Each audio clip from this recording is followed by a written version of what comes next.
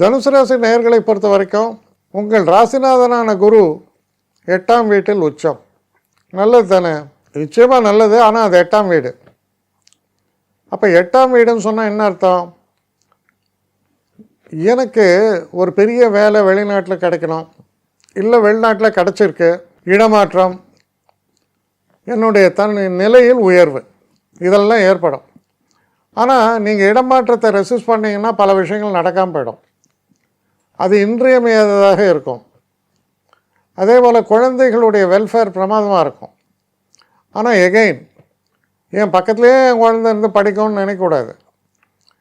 அவனுக்கு கிடைக்கும், ஒரு ஐஐடியே கிடைக்கிறது, பூனேயில் இருக்க ஐஐடி அங்கே கிடச்சிதும்மா, ஏதோ ஒரு இடம் சொல்லுவான்.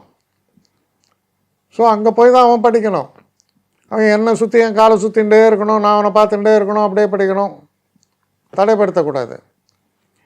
ஸோ பல விஷயங்கள் எப்படி இருக்குன்னா, சில உயர்வுகள் கண்டிப்பாக நிகழும். ஆனால் அதற்கு ஒரு விலை நீங்கள் கொடுக்க வேண்டி வரும். அது என்ன அந்த விலை? ஒரு விருப்பு வெறுப்பற்ற நிலை, அதுதான் அதன் விலை. எல்லாம் என்னது என்னது என்னது என்னது ஒன்றுது, எதுவும் ஒன்றுதல்ல. அவரவர்கள் முன்னேற்றம் அவரவர்கள் கையில். இந்த சந்தர்ப்பத்தில் பல விஷயங்கள் நிகழும். அப்படி நிகழ்வது மொத்தத்தில் நல்லது தான்.